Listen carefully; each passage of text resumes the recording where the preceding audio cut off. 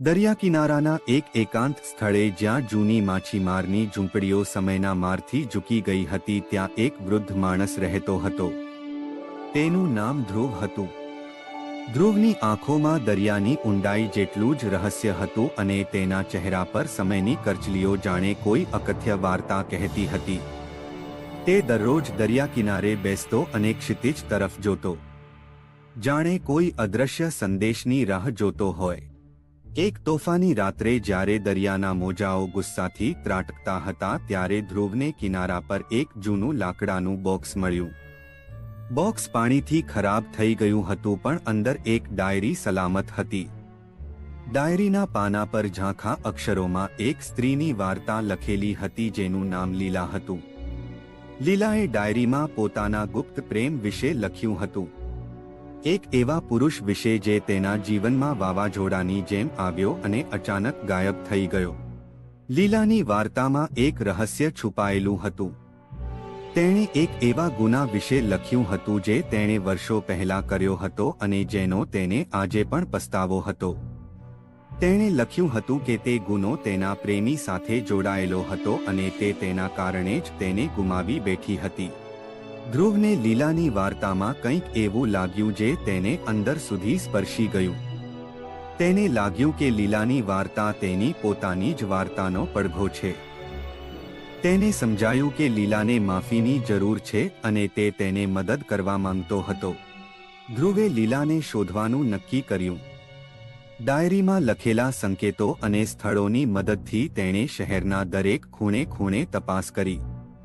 તેને લાગ્યું કે તે કોઈ ભૂતકાળનો પીછો કરી રહ્યો છે. અંતે ધ્રુવને લીલા મળી. લીલા હવે એક વૃદ્ધ મહિલા હતી જે એક એકાંત મકાનમાં રહેતી હતી. તેની આંખોમાં હજુ પણ એ જ વેદના હતી જે ધ્રુવે ડાયરીમાં વાંચી હતી. ધ્રુવે લીલાને ડાયરી આપી અને તેને પોતાની વાત જણાવી. લીલાને વિશ્વાસ ન થયો કે તેની ડાયરી આટલા વર્ષો પછી પણ મળી આવી છે. તેણે ધ્રુવને જણાવ્યું કે તે ગુનો એક અકસ્માત હતો, એક એવી ભૂલ જે તેણે ડર અને હતાશામાં કરી હતી.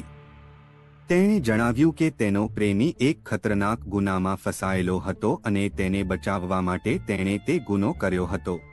લીલાએ ધ્રુવને જણાવ્યું કે તેનો પ્રેમી હવે આ દુનિયામાં નથી, પરંતુ તે તેને માફી માંગવા માંગે છે. તેણે ધ્રુવને કહ્યું કે તે દરિયા કિનારે જાય અને ત્યાં તેની માફીનો સંદેશ મોકલે. લીલાએ દરિયા કિનારે જઈને તે વ્યક્તિને માફી માંગી. તેણે દરિયાના મોજાઓને પોતાની વાત કહી અને તેને લાગ્યું કે તેનો બોજ હળવો થઈ ગયો છે. ધ્રુવ અને લીલા બંનેએ એકબીજાનો આભાર માન્યો. તેઓએ દરિયા કિનારે સાથે સમય પસાર કર્યો અને પોતાની જૂની યાદોને તાજી કરી. તેઓએ એકબીજાને જણાવ્યું કે જીવનમાં ભૂલો થાય છે, પરંતુ માફી અને ક્ષમા એ જ સાચો રસ્તો છે. આ વાર્તા આપણને શીખવે છે કે ભૂતકાળના રહસ્યો ક્યારેક દરિયાના મોજાઓની જેમ કિનારા પર આવી જાય છે. આપણે આપણી ભૂલોને સ્વીકારવી જોઈએ અને માફી માંગવી જોઈએ.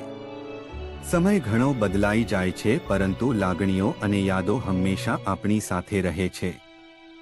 અને ક્યારેક એક જૂની ડાયરી પણ આપણને જીવનનો સાચો અર્થ સમજાવી શકે છે.